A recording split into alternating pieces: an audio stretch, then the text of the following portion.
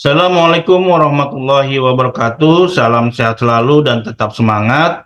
Kali ini kita bertemu lagi di perkuliahan asinkronus di mata kuliah kewarganegaraan, yaitu di pertemuan ke-9 dengan materi Wawasan Nusantara.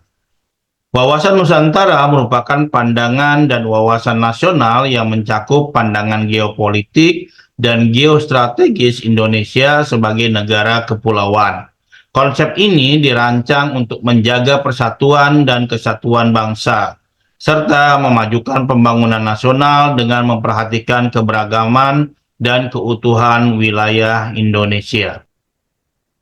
Pada pertemuan kali ini, kita akan mencoba mengulas sedikit mengenai yang pertama adalah dasar pemikiran, yang kedua adalah kedudukan, fungsi, dan tujuan wawasan Nusantara, yang ketiga adalah status wawasan Nusantara, yang keempat adalah bentuk wawasan Nusantara, yang kelima adalah wadah wawasan Nusantara, yang keenam adalah isi wawasan Nusantara, yang ketujuh adalah tata laku wawasan Nusantara, dan yang terakhir adalah implementasi wawasan Nusantara. Oke, kita lanjut ke materi selanjutnya, yaitu dasar pemikiran. Wawasan Nusantara atau wawasan nasional yang biasa kita sebut dengan National Outlook adalah cara pandang bangsa terhadap diri dan lingkungan tempat hidup bangsa yang bersangkutan. Sebagai konsep, istilah wawasan Nusantara dapat ditelusuri secara dua kategori. Yang pertama adalah terminologi dan yang kedua adalah etimologi. Secara terminologi, kita ambil salah satu contoh dari Majelis Permusyawaratan Rakyat tahun 1998. Wawasan Nusantara adalah cara pandang dan sikap bangsa Indonesia mengenai diri dan lingkungannya dengan mengutamakan persatuan dan kesatuan bangsa serta kesatuan wilayah dalam penyelenggaraan kehidupan bermasyarakat, berbangsa, dan bernegara.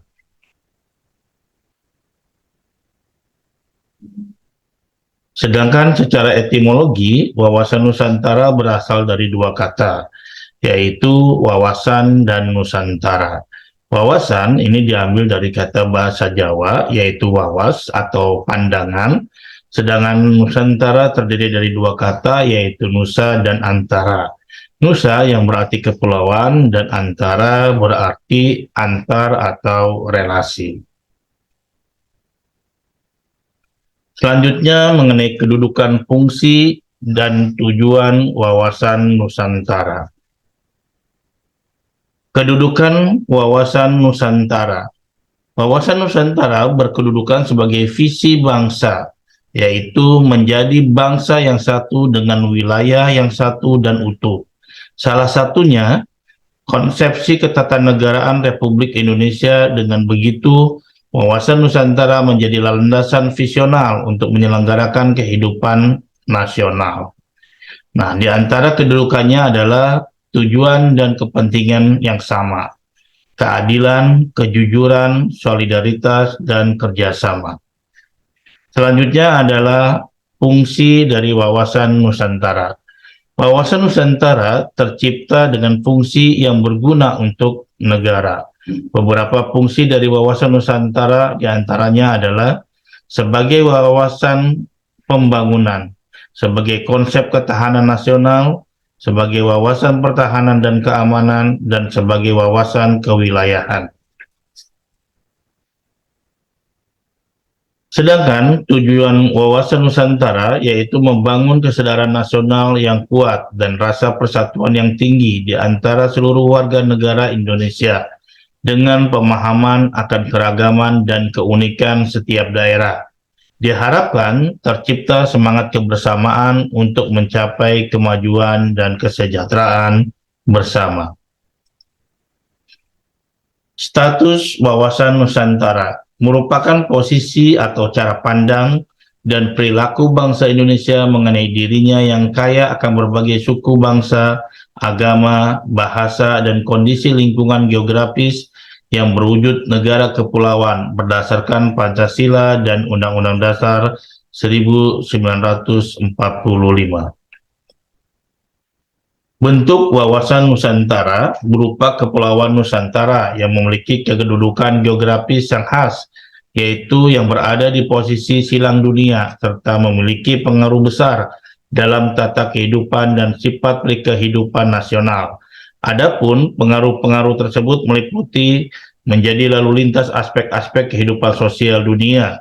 Hubungan antar bangsa akan lancar apabila kepentingan nasionalnya terpenuhi atau minimal tidak dirugikan. Wilayah Nusantara memiliki kekayaan alam yang melimpah, sumber daya manusia yang melimpah, dan murah yang merupakan daya tarik tersendiri bagi negara-negara yang tidak memilikinya. Wadah wawasan Nusantara atau biasa kita sebut dengan kontur adalah wadah kehidupan bermasyarakat, berbangsa, dan bernegara yang meliputi seluruh wilayah Indonesia yang memiliki sifat serba Nusantara dengan kekayaan alam dan pendudukan serta aneka ragam budaya. Selanjutnya adalah isi atau konten wawasan Nusantara. Adalah aspirasi bangsa yang berkembang di masyarakat dan cita-cita serta tujuan nasional yang terdapat dalam pembukaan Undang-Undang Dasar Negara Republik Indonesia tahun 1945. Untuk mencapai aspirasi yang berkembang di masyarakat maupun cita-cita dan tujuan nasional seperti tersebut di atas, maka bangsa Indonesia harus mampu menciptakan persatuan dan kesatuan dalam kebinekaan dalam kehidupan nasional yang berupa politik, ekonomi, sosial, budaya, dan hankam.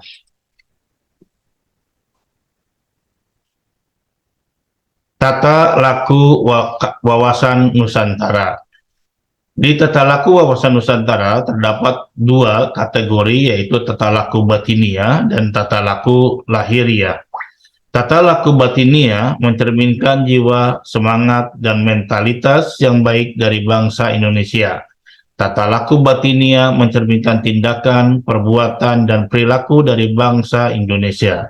Sedangkan tata laku lahiria merupakan kekuatan yang utuh dalam arti kemanusiaan, meliputi perencanaan, pelaksanaan, pengawasan, dan pengendalian. Dan yang terakhir adalah implementasi wawasan Nusantara.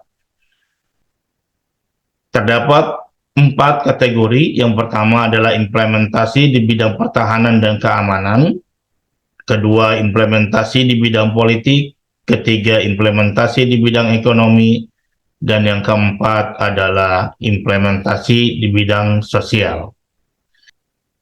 Oke, sebelum saya akhiri, ada beberapa pertanyaan yang harus kalian jawab atau kalian tanggapi di forum, yaitu pertanyaannya adalah, narasikan pengetahuan Anda mengenai wawasan Nusantara dari awal, yaitu semenjak kerajaan pertama di Nusantara sampai berdirinya Kerajaan Majapahit, di mana puncak kejayaannya di masa pemerintahan Prabu Hayam Wuruk dengan Mahapatinya adalah Pak Mahapati Gajah Mada, yang terkenal dengan Sumpah Pelapanya dan dilanjutkan sampai di masa era kemerdekaan. Jadi itu adalah bahan atau pertanyaan yang kalian harus jawab atau tanggapi di forum. Demikianlah ulasan singkat dari materi wawasan Nusantara pada pertemuan ke-9 ini.